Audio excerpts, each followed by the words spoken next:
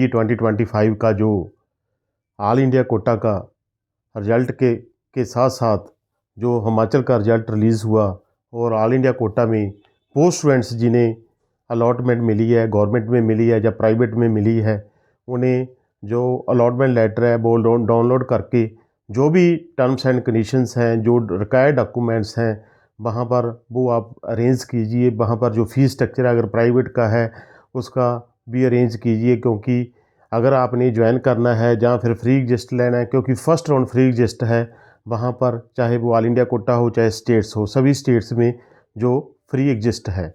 उसी तरह जो 24 को जो रिजल्ट पंजाब एंड हरियाणा का अनाउंस होगा, उसके बाद जो बिग स्टेट्स है जैसे कर्नाटका 25 को रिजल्ट रिलीज़ करेगा एंड 26 को उसी तरह यूपी एंड बिहार का रिजल्ट है वो डिक्लेयर होगा।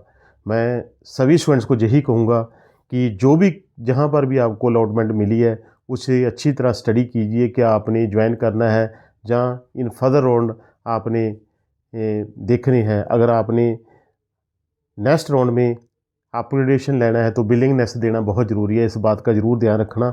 उसी तरह यूपी में जो चॉइसेस लॉ करना बहुत ज़रूरी है, उस बात का ज़रूर ध्यान रखना, क्योंकि बहुत स्टूडेंट्स ऐसे हैं जो उनकी नज़र यूपी पर है, परंतु अगर आपने चॉइसेस लॉक नहीं की तो फिर आपकी चॉइसेस है वो नल एंड वॉइड हो जाएगी। इस बात का ज़रूर ध्यान रखना।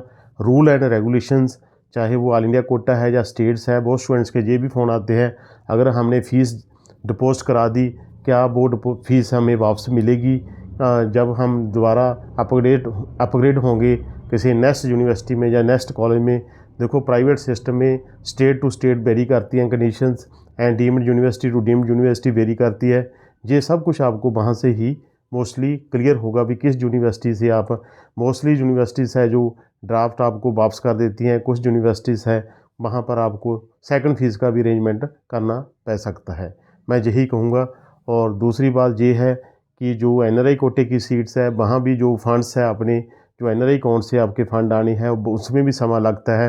पहले आप जहाँ से फ़ंड ट्रांसफ़र करेंगे फिर आपसे वहाँ से जो फंड्स है ट्रांसफ़र होने में भी 2 दिन का मिनिमम प्रोसेस है, और उसके साथ आपके पास जो बैंक स्टेटमेंट की कॉपी चाहिए जिसमें वो अमाउंट डेबिट हो।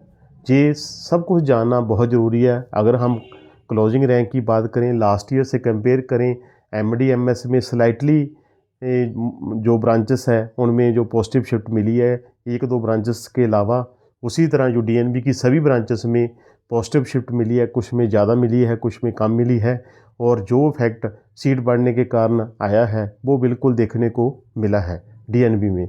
उसी तरह जो एमडी/एमएस की सीट है वो अभी तक जो 2337 सीट्स थी वो नहीं बढ़ी, उसके कारण जो उसमें कोई स्लाइटली चेंजेस आई है। परंतु डीम्ड यूनिवर्सिटी में अगर हम देखें वहाँ पर भी पॉजिटिव शिफ्ट देखने को मिला है, परंतु जो पॉजिटिव शिफ्ट देखने को मिला है वो फीस इंक्रीज होने के कारण है।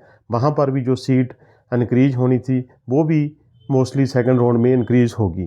और जो डिप्लोमा है उसमें काफ़ी नेगेटिव शिफ्ट आई है, बहुत स्टूडेंट्स हैं जो डिप्लोमे के बल मूव होने शुरू हो गए, क्योंकि उसका कारण ये है कि वो चाहते हैं कि हम पोस्ट डीएनबी करके जो एमडी/एमएस या डीएनबी के बराबर हो जाएंगे। उसी तरह अगर हम देखें नेक्स्ट राउंड में सभी सीट्स बढ़ेगी, और उसके साथ साथ जो आईएनसीटी का भी सेकंड राउंड होगा, सभी का जो फैक्ट है वो पॉजिटिव शिफ्ट राउंड 2 में, उसी तरह पॉजिटिव शिफ्ट राउंड 3 में देखने को चांसेस मिलेंगे। जो रिवाइज कट ऑफ है वो after second round all India quota के रिजल्ट जैसे 10th जो दिसंबर को रिजल्ट अनाउंस होना है, उसके बाद जब भी राउंड 3 स्टार्ट होगा मोस्टली 20 दिसंबर के पास जो रिवाइज कट ऑफ आने के चांसेस रहेंगे, और बहुत स्टूडेंट्स हैं वो राउंड 3 के लिए ऑल इंडिया कोटा में एलिजिबल होंगे, ना कि राउंड 2 स्टेट्स के लिए। ये बात का ध्यान रखना, क्योंकि आप सिर्फ राउंड 3 में एलिजिबल होंगे, चाहे वो स्टेट्स हो चाहे वो ऑल इंडिया कोटा हो। तो ये रिवाइज कट ऑफ के बारे में बहुत स्टूडेंट्स के कॉल आते हैं, और रिवाइज कट ऑफ होने के बाद जो एनआरआई की सीट्स है उसमें फ़र्क पड़ेगा, क्योंकि बहुत स्टूडेंट ऐसे क्वालिफाई हो जाएंगे जो प्रायोरिटी 1 में आते हैं, वो प्रायोरिटी 2 स्टूडेंट्स के आगे लग जाएंगे। अगर आप चाहते हो कि मुझे एनआरआई सीट मिली है मैं राउंड 3 तक अपग्रेडेशन करूं, तो फिर वहां पर हो सकता है कि वो आपको जो राउंड 2 में सीट मिली है प्रायोरिटी 2 में, वो हो सकता है प्रायोरिटी 1 में आपको सीट ना मिले। ये बात का ज़रूर ध्यान रखना एनआरआई कोटे के स्टूडेंट्स के लिए। और डे बाय डे रिजल्ट्स आने हैं, अपडेट्स रहिए। और उसी तरह काउंसलिंग शेड्यूल है, कुछ चेंज हो रहे हैं। मोस्टली एक दो स्टेट्स को छोड़कर बाकी सभी स्टेट्स का, जो एमपी या महाराष्ट्र का है, ये चॉइस फिलिंग नहीं हुआ। बाकी मोस्टली सभी स्टेट्स का जो प्रोसेस है कंटिन्यू है। और जो रिजल्ट्स है वो भी स्टेट के रिजल्ट है वो 27 या 28 तक सभी स्टेट्स के रिजल्ट आ जाएंगे। और जो ऑल इंडिया कोटा है उसका राउंड 2 है, वो उसी तरह जो पहले शेड्यूल था उसके मुताबिक 2 दिसंबर से स्टार्ट हो रहा है। 2 दिसंबर से रजिस्ट्रेशन स्टार्ट है और 3 दिसंबर से choice filling plus registration continue है। और 10 दिसंबर को इसका सेकंड राउंड का रिजल्ट आएगा। इस बात का प्रॉपर ध्यान रखना कि जो शेड्यूल है दोबारा चेंज नहीं होएगा। जो शेड्यूल चेंज हुआ है सिर्फ फर्स्ट राउंड का है। जो फर्स्ट राउंड की ज्वाइनिंग का लास्ट डे 1 दिसंबर 2026 है, 2025 है।